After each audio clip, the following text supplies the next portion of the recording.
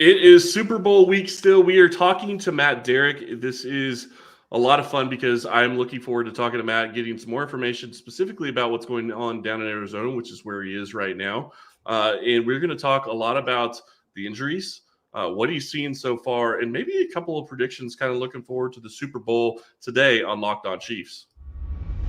From the land of the free and the home of the Chiefs, this is the Locked On Chiefs podcast.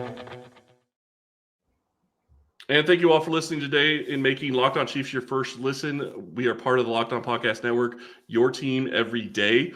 Please go check out one of the other shows, maybe Locked On NFL Draft. Ryan's doing a great job over there. Locked On Eagles, we're going to actually have them on tomorrow and do a crossover. Go check their podcast out.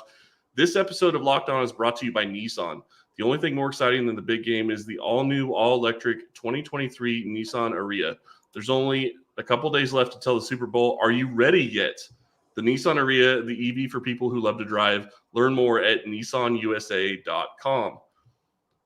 Don't need to really have any introduction, but I'll introduce him anyway. This is Matt Derrick. Thank you all for watching, and go hit the like, subscription, and the notification bell. We are live. This is a little bit different than what we normally do, but we're doing it because Matt's in Arizona. Let's hear what you're seeing so far. Yeah, I'm not used to going live in the middle of the afternoon on a Tuesday. So I'll tell you what, this has been a pretty relaxed bunch so far. I can tell you the Chiefs had a lot of fun on opening night on Monday. This morning, it was kind of, to get into the grindstone of Super Bowl week. They had a brief practice on Monday, got a chance to put the pads on a little bit, shake off some of the rust. Andy Reid said it was the first time they'd put the pads on in a week, so he kind of wanted to see what was going to happen. They've got another light practice on Tuesday before on Wednesday the real intense workouts start. That's when we'll start getting the injury reports, and we'll be getting pool reports from practice. So a little bit of talking is left, but a lot of the talking is over, and now the real work for the Super Bowl is getting ready to start. Yeah, and you start looking at the real work for the Super Bowl. Kansas City put in a lot of their playbook last week, preparing to come to Arizona because they didn't want to deal with all the hoopla that surrounds the Super Bowl, because it is a much different atmosphere.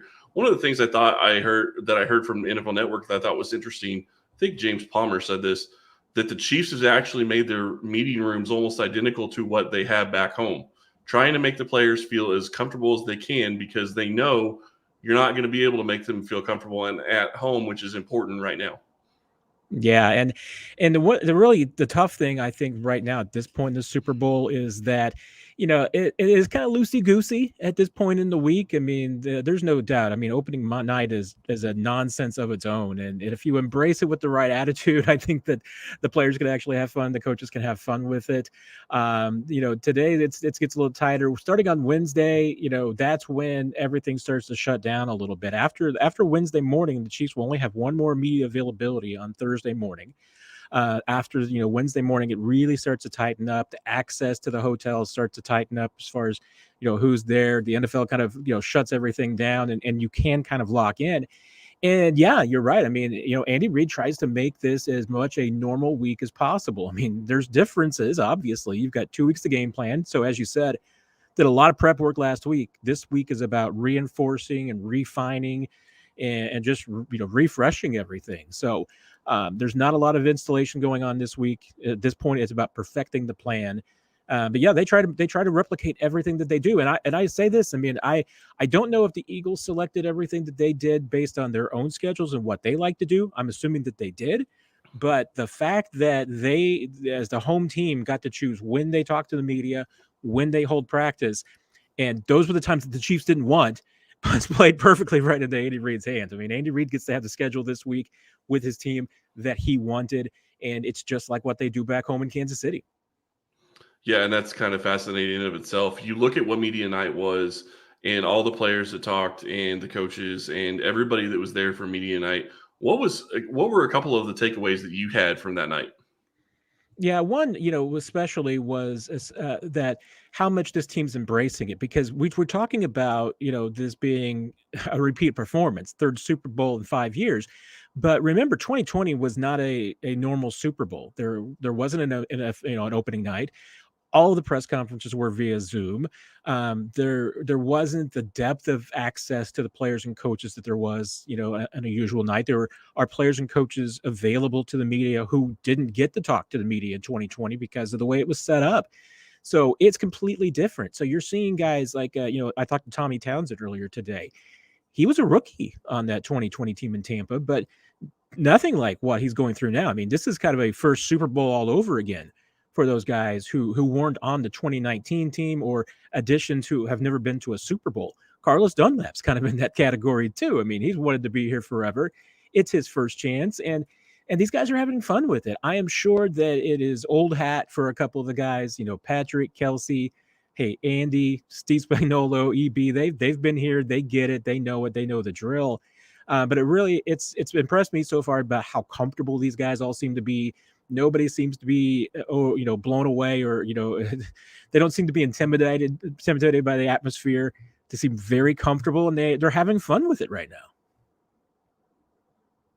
And that's exactly what you need from this team. You need them to have fun. You need them to be loose because you don't want them to tighten up when the game comes up on Sunday. I'm really liking what I'm hearing from you, and I really have enjoyed what I saw from media night. I thought that there was a lot of good information there. You got to talk to players that you don't necessarily get to hear a lot from, but you had some Chiefs in there that are coming back from injury that we weren't sure were going to play in this game. There's lots to talk about when we get into the injury report, which we'll get to here in just a moment. But I want to tell you about our friends over at Ultimate GM. Today's episode is brought to you by Ultimate Football GM. You've heard me talk about this mobile app, and I can't tell you how much fun I've had competing against my fellow Locked On hosts. Chris Carter of Locked On Steelers was our Locked On NFL champion. I actually came in third place. So a little bit of a close competition there. It was a lot of fun, though. We had, I went through 25 seasons, won a Super Bowl or two. And you get to do everything that you would do as an NFL GM, just about everything you do as an NFL GM. You get to pick your own players in the draft. You get to sign free agents. You get to go get coaches. You get to go get your coordinators. Also went into, your team therapist and team trainers. Went that in depth. And the owner is giving you a budget every year. This game is fantastic. I really enjoyed having a lot of fun playing this game. We've created a Locked On League for you to compete against Locked On fans all over the world. Can you be the ultimate Locked On Football GM? Choose the Locked On League in the app to join. Can you create a football dynasty? Locked On Chiefs listeners get 100% free boost to their franchise when using promo code Locked On in all caps in the game store. That's Locked On in all caps. So make sure to check it out today. To download the game, just visit ultimate-gm.com or look it up on the app stores. That's ultimate-gm.com. Ultimate Football GM. Start your dynasty today. All right, Matt. Injuries. Yeah. So huge for Kansas City because you look at what happened, and we'll talk about the guys that actually were able to talk. But there's an update. Mecole Hardman is now on IR. He will not play on Sunday. They did bring back Clyde Edwards-Helaire, which I think is interesting. He's been practicing. Looks like he should be ready to go for the Super Bowl. Whether or not he is active or not will be another question. But that was a move that was made. Yeah, that was, I think, an inevitable move. It was pretty clear that Mecole was not going to be ready for the Super Bowl. And in that case, there's really no reason not to replace him on the roster. He's here. He's getting to enjoy it. So, he kind of gets to at least be in the experience if he's not going to be in the game. And Clyde was the natural, choice for that. Chiefs had until Tuesday to make the decision on adding him back to the active roster or shut him down for the Super Bowl. He's been practicing. He appears to be back to full health. So not really a reason not to take a chance on him. And you're right. The question is going to be, where he is in the pecking order right now. I would assume he plays in place of Ronald Jones, who really hasn't gotten a lot of work since he's gone down, and it's become a two-man backfield. I would anticipate that what you'd probably see is exactly what we saw before Clyde went down. It's going to be Pacheco and McKinnon getting the bulk of the work, and if they need Clyde, he'll sprinkle in there, but I'm not expecting a huge amount of work for him. But the other injury is, getting the news on Monday night that L'Jarius Sneed has cleared the concussion protocol, is back. That's big. He's going to be able to get a full week of practice in. He was around on the field last week for some of the workouts. He was able to do the calisthenics and stretching as far as that stage of the protocol. He told me that, he was a little bit of darkness it was a little sensitive to light for a couple of days after the game, but since then he's been very comfortable. So getting the all clear was good. To me, the question mark all week long was going to be Juju Smith-Schuster. I felt pretty comfortable that Kadarius Toney was going to be ready to go this week. Looks like he will be practicing, but Andy Reid telling us Tuesday morning that both those guys are practicing and will give it a go. Good sign. Juju was the one that I thought was the most questionable. We'll see how much work he does. We won't get the injury report first one until Wednesday afternoon. That's the one to watch. Even if Juju is limited, that's not a big deal. I think there's plenty of room for him to get better. If he's a full go Wednesday on a fairly intense day for the Chiefs, that'll be a good sign. Thursday is the hardest day of the week. That will be the one to definitely watch. But if both those guys are in the field, then that gives me definitely good vibes that things are trending in the right direction for them. Well, and with both those guys, I think that you can see, well, Kadarius Toney is a little bit different than Juju. Juju's been here since the start of the season. I think that if he is not 100%, which obviously he's not going to be going in the game, they could probably just make him limited for the first couple of practices and maybe make him full for the last practice. Let as much time as you can for that knee to reduce swelling and get as much of that as you can. Kadarius Toney is a little bit different. He doesn't have the same game planning with Kansas City because he hasn't been here as long. And it's interesting, we talked about L'Jarius Sneed, but before that we were talking about Clyde Edwards-Helaire. I wonder if he's active just for the simple fact that he gives you the ability to have another receiving type threat. And it's not just at the running back position. With Kansas City losing 3 wide receivers in the last game, you have to think that they're probably going to be a little bit concerned about that, especially with Juju still nursing his knee. Yeah, and I would expect that Marcus Kemp will be activated from the practice squad and elevated for this game for special teams depth, but also to have an additional receiver. And you're right. I mean, if anything, one thing that Clyde also brings is that there's nothing on tape recently. If you want to throw in a couple of wrinkles designed exclusively for Clyde, you can surprise the Eagles with some things. But one of the guys, I think it's definitely most important is Toney, because without McColl, you need a guy that can stretch the field vertically and horizontally, especially pre-snap, to slow down that Eagles pass rush. And we saw it when the Chiefs started dropping receivers in that game. Suddenly, you've got Marquez Valdez-Scantling running some routes that would normally be a McCole Hardman or a Kadarius Toney play. Hey, he can do it, but that's not what you want. I mean, you want Marquez doing some other things. So to me, yeah, I mean, even though you don't need Toney 50, 60 snaps, you need him maybe 20, 25 snaps. Question for me, and I made this analogy earlier today. I mean, Toney for this season, I'm not talking about career. I'm just talking about this season. He's like a 2010 Maserati. I mean, he's still got the agility. He still can move. He can go from 0 to 60 in no time flat. He's just going to be in the shop. And the question is going to be, if he can make it through a whole game. Maybe he does, maybe he doesn't. But I say you take advantage. There's no more tomorrow. These guys know that. They're all willing to go out there and deal with the consequences in the off season. But if whatever you can get out of Toney and him as a distraction and some space, do it this week. Yeah, and that's a great point. There's nothing left after this week, and he is going to try to go and be as helpful as he can. And even if he's in there just doing those orbit motions that Hardman has been doing and Tyreek Hill did before him, that really helps on offense to really see what the defense is doing, trying to get an idea as to what they're going to do. Even if you're not throwing him the ball, he can be useful in that aspect. So I hope that he's able to play. But I have to ask you a quick question because we look back at the AFC Championship game, and I know we want to look at the Super Bowl.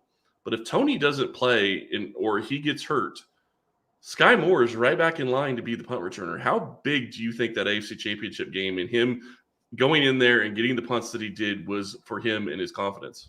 Well, I think huge. I mean, as big as the AFC Championship game was, Super Bowl's bigger, and we've seen guys perform that shrink in the Super Bowl. I mean, we've seen other rookies do that. So the fact that he was able to get some looks, I think, is huge because you're right. I don't know that there was another answer out there. I mean, if you felt that just making a catch of a punt and that was all you wanted to do was make a fair catch punt, I mean, maybe Marcus Kemp is your next best answer.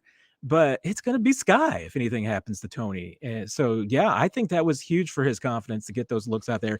Obviously, I would throw this in a pinch. Trent McDuffie would probably be another guy, but once again, with his role on defense, Well, the and I only was thing you going to do is say, have him make a fair catch, and he hasn't done it all year. well, right. And I was going to say Trent McDuffie if you didn't bring him up, but I'm glad you did because that is the other guy that you could put out there to do the fair catch. But in the game in the AFC Championship, he's their best corner. I mean, he still may be their best corner even with Snead. I think there's an argument to be made there with the way he plays, but putting him back there with Snead out would be something that I can't imagine people will be very happy with. Yeah, it's a risk. And while I say he hasn't done it in the regular season, hey, Trent's part of the regular rotation that receives kicks and practices. So he keeps up with it. But you're right. I mean, it is a risk. Now, once again, no tomorrow. But yeah, that's a tough call to be putting one of your starting corners out there and possibly exposing them. Yeah, and then you look at all the different players that are going to be in their Super Bowl. Tommy Townsend was a rookie when they played against Tampa Bay. He had a huge role in that game just because the offense stalled at so many different times. He's going to be in a different position this time around. I think the offense isn't going to stall. We can talk about that here in the next break. But you start looking at special teams, how it can be so pivotal in this game. And Kansas City has struggled on it all year long, but you haven't seen that in the last couple of weeks. So you're hoping that they've kind of turned the corner with all these rookies getting snaps and special teams, which has been one of the biggest problems all year long, is that you had so much turnover on that special teams unit. It was hard to get going. Exactly. And I've been captain of the team of, hey, cut Dave Tobe some slack. See what happens next year when he doesn't have 5 or 6 rookies on the team on teams, and he's got some more experience out there. But also on top of that, remember, it's not just the rookies. He lost 4 or 5 of his top guys, 4-phase guys, and replaced them with some veterans. I mean, even though a Deion Bush comes in, he doesn't have the experience that Dan Sorensen's had in this system. I mean, it's not, apples to oranges. So it's Plus not been the Lamons. same thing. And Lamons, you losing him has been big too. So yeah, I still fit into the category of judge Dave Tobe on what happens next year, because he's going to have a more experienced unit, and I think they're going to have a better time of it. And so just coincidentally, at the exact same time that all the coaches are telling you and the players are saying these guys aren't rookies anymore, all of a sudden special teams starts to look better. They've been having better weeks. And so I'm optimistic that that's not going to be an issue in the Super Bowl. And I'm glad you brought up Tommy Townsend, because he did have a rough Super Bowl in Tampa in that rookie year. And he certainly, I think, feels much better prepared for it now. I mean, there was certainly a lack of confidence that day in Tampa. He's got confidence now. He's had a great season. There's no reason why he shouldn't. So I'd be very surprised if that's an issue in the kicking game either.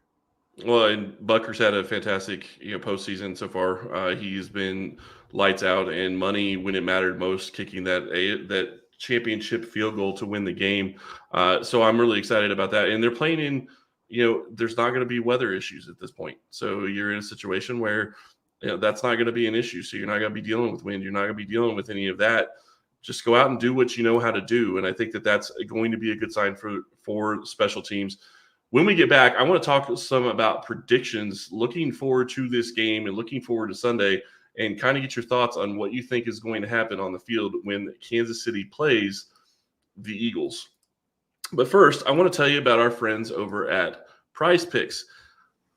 Personally, for me, I am taking Patrick Mahomes over 285.5. I think that you look at what he's been able to do this season, I think he can do it again against the Eagles, and it's not going to be deep passes. That hasn't been his bread and butter this year. It's been passes over the middle to Travis Kelce. It's also been a couple of dump offs to the running backs and guys coming at, going out into the flats. I think that's huge.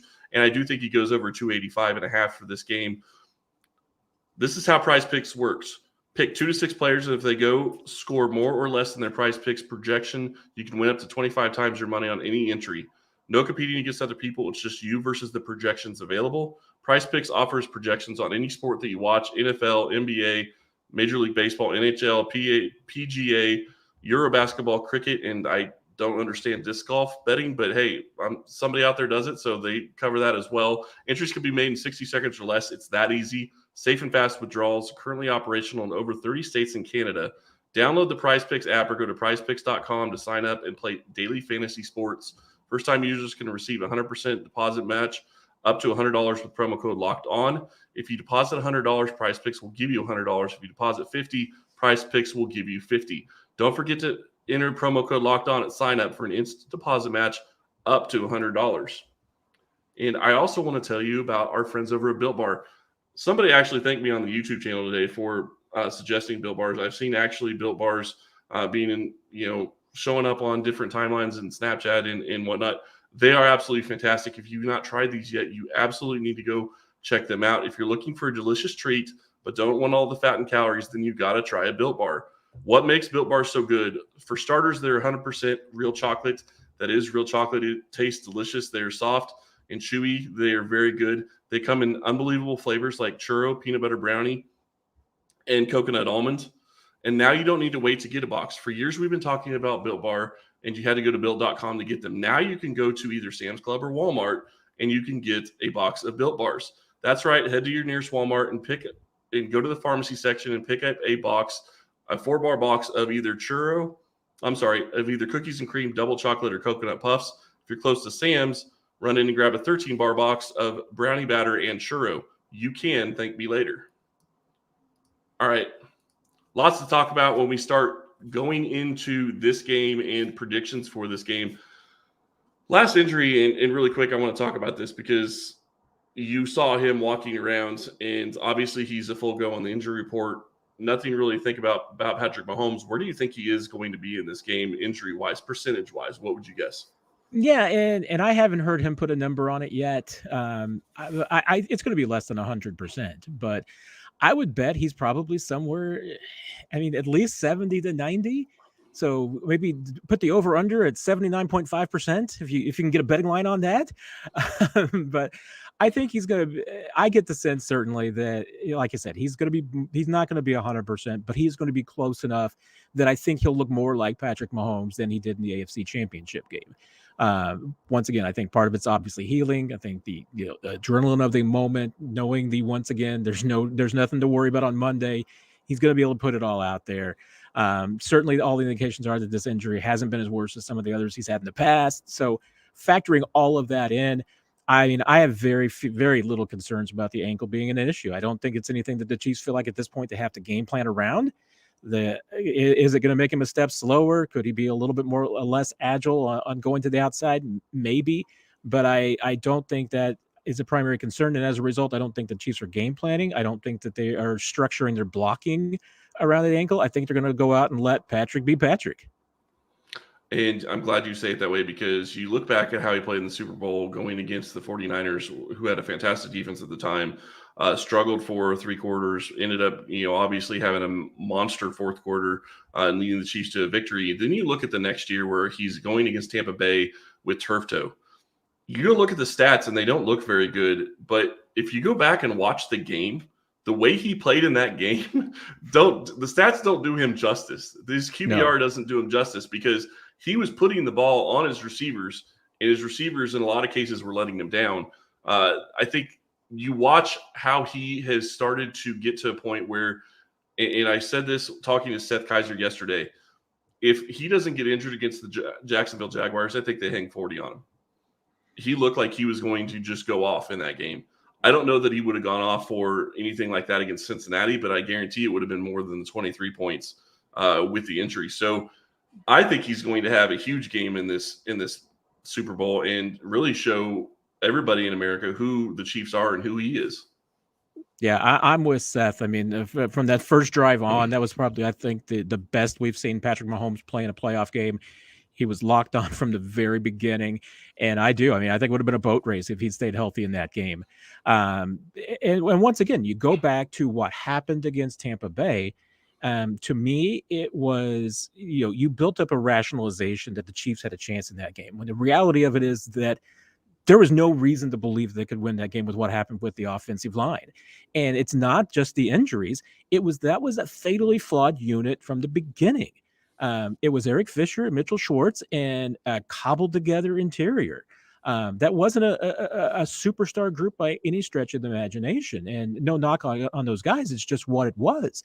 And then you lose a couple your two cornerstone pieces, and now it's cobbled across the entire line. And once again, the reason why the Chiefs went out and rebuilt that line wasn't solely because of what happened in the Super Bowl. It was because they didn't have the depth to handle what happened in the Super Bowl. So they go out and completely restructure it, and that's why you've got the line that you've got right now, which is doing a good job of protecting Mahomes and playing the style of football the Chiefs want to play. So that's not a concern for me this time. I'm very bullish on what the Chiefs are going to do offensively. I don't think that Patrick's going to be a problem. I don't think the line will be a problem. The receivers, hey, maybe there's some questions, and certainly you hope that Marquez can take that performance in the AFC Championship game, because that was his best game of the season, consistency wise. I don't blame what happened in Tampa on Patrick. You're right. I think he balled out as best he could. He just didn't get a lot of help that day. Yeah, throwing when you're perpendicular to the ground and throwing a 30-yard strike, they hit somebody. Hitting guys in the helmet, Yeah, in their face mask. Yeah, pretty bad. That it wasn't able to be a touchdown and a conversion there. But you start looking at how this is going to play out for Kansas City, and I have to ask really quick while we're talking about offense.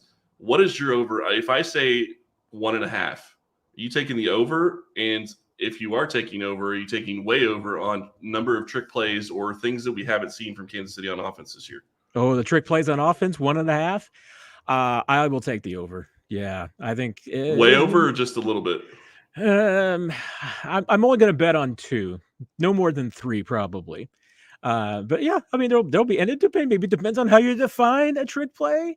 That's true. We know with the Chiefs, sometimes it can just be a trick pre-snap lineup, and there's nothing afterwards. Snow globe, Rose Parade, right? I mean, there's a lot of different things that they can do.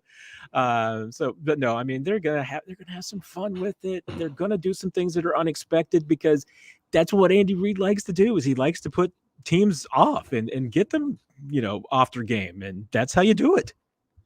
Well, and I'm glad you put it that way, because the other thing that I think is so important in this game that nobody really seems to be talking about right now, at least to me, is Kansas City. And you said this earlier, they are so relaxed. They're locked on. They know what's going on. They're ready for this game, but they're relaxed. They're not having to feel like there's a lot of pressure on them. I'm wondering, obviously the Eagles won a Super Bowl, in the last 5 years as well. So that probably plays a little bit of a part.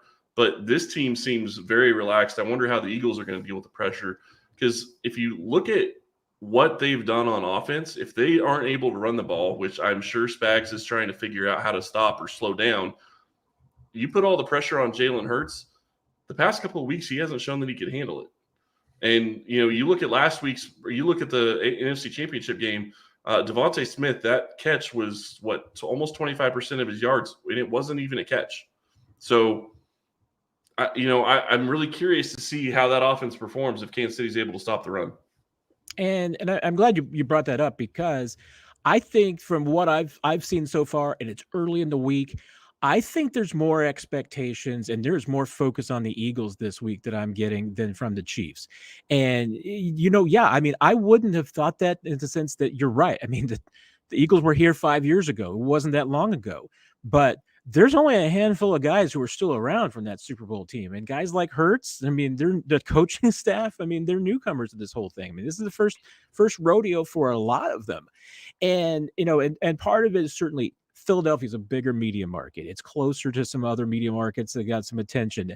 And so as a result, the national media, I think, is much more focused on Philadelphia than they are on the Chiefs at this point. And again, some of it comes back to the Chiefs 3 times in 5 years. They're an old story. I mean, how many new stories can you tell? So, based on opening night, there was much more media attention, much more focus on the Eagles, and how you handle that is a big part of how you can, survive this week. And I don't get it. I don't think there's any doubt. I mean, especially because of the way that the betting has gone at this point, the media is treating the Eagles as the favorite. They're getting the coverage like a favorite. We'll see how that lasts, but I think you're right. I mean, it's will they be able to stand up to the pressure? Because I think they're under more pressure than the Chiefs are this week. And I love it, because you know how petty Patrick Mahomes can be, and he doesn't need any more motivation than he's already got, but they're giving him more motivation because I think you're right. I think that, you start looking, I was watching the NFL Network in Good Morning Football. A couple people came on there taking the Eagles against Kansas City, and it's because they think the Eagles have the better offensive line and defensive line. I don't know that I would disagree with that necessarily, but the key there is, okay, I don't think Kansas City's offensive line and defensive line are so bad that they can't compete against the Eagles' offensive line and defensive line. So I think it's the trenches warfare is going to be fascinating to watch. And you go back to how this game usually plays out. It's usually the team that has the better quarterback will go on to win. Do the Eagles have a better overall team? Yeah, probably. You start looking at what they've been able to do this year. Maybe overall they do, because you're looking at the Chiefs with rookies that didn't play very well early in the season. That really hampered a lot of their stats. And I get it to some extent, but Kansas City's in a different boat right now. And I'm looking at some photos from the Eagles media availability going on right now, and I think what's happened, like I said, it happened on opening night. It definitely looks like there's a little bit more attention over on the Eagles side, and I think it's just going to continue throughout the week. You're right, and if the media continues and the prognosticators continue to make the Eagles the favorite, Andy Reid and Patrick Mahomes are going to use that. Yeah. And last question I have, let's put it at 2.5 for each team. You going over or under on sacks for the Eagles and for the Chiefs? Yeah, I should probably say over, and I think I probably will end up taking the over. I think they're gonna get it done. I mean, and the Chiefs are really doing some interesting things this week as far as preparing for Jalen Hurts from a scout team standpoint. I've been told that all three quarterbacks that they've got, Chad Henne, Shane Buechele, and Chris Ottolakun, whose name I always mispronounce. Chris, I'm so sorry. All three of those guys are taking reps because Chris is their mobile guy. He's the one that's played Kyler Murray during the season and some of the other mobile quarterbacks. Buechele's got the big arm. He's taking some reps when they want to throw it out a little bit. Henny's taking the reps when they want to do some other things and want to do the short game. So, I mean, they're throwing their defense a ton of different looks on scout team this week to prepare for this offense. So I don't think there's anything that the Eagles – I think they're going to be hard pressed to come up with anything that's going to surprise Steve Spagnuolo, and he's trying to give his defense as many looks as possible. And I think that once again, I mean, I think coaching is going to be a big part of this. I think that the Chiefs have the advantage in that sense, that aspect. I think both these defenses are good enough to get to the quarterback at times. I would almost say Chiefs. I would bet to 2.5. I'd think hard about the Eagles because I think Mahomes is going to avoid 2.5 sacks. But, hey, Chris, we never know. Yeah, they're great. Their defensive line is fantastic. Hassan Reddick has been great from the linebacker position. They are absolutely monsters getting after the quarterback. They've been doing it all season, and they've been great at it. It's going to be a huge test for this Chiefs offensive line. One of the last question I want to ask you when you start looking at predictions, one of the things that I thought was really interesting when I started diving into stats for this week was that Jalen Hurts he's done well when they're only sending 4.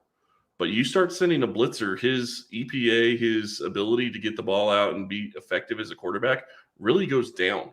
And that is something that I think could be fascinating to see how much Steve Spagnuolo really takes advantage of that and how he's going to send his guys after him. Is it going to be just the defensive lineman? Getting Snead back actually could make a huge difference rushing the quarterback just as much as defending the pass. Yeah, I mean, anytime, and most quarterbacks, Patrick Mahomes being the exception, but whenever I see a quarterback that's got a decent deviation versus blitzing than with a 4-man rush, I that immediately to me puts it into the Steve Spagnuolo advantage category because Spags is going to send them some looks they haven't seen before, and the Chiefs are built to blitz from any position because they've got 6-7 guys deep that can blitz, and they're not afraid to send any one of them. So, and this team, I don't think it's, what Spags was able to do in 2019 to build such an adaptable defense. And I think once again, a key to that run was that, he was able to move the pressure around consistently to the point where you couldn't just say, okay, well, here's where Tyrann Mathieu is, and here's where Kendall Fuller is. That's where the pressure's coming from. it was almost impossible to be able to look pre-snap and see where the blitzer was. That was an advantage. I don't know if this team is quite there yet, but they do such a good job of disguising things up. And, hey, right now, I think L'Jarius Sneed is one of, if not the best blitzing corner in the league. That's a huge advantage. Yeah, and Trent McDuffie is very good. I'm not going to say he's the best, but he's very good. And I think that's going to be something that he's going to have as calling card for years to come as he gets better at it. You look at this, and you talked about this guy earlier, and I should have gone into this earlier, but games like this for Carlos Dunlap, even Frank Clark to an extent, these are legacy-defining games. Dunlap has an opportunity that he has never had playing in the Super Bowl, and he is in a position where they've used him sparingly over the back half of the season.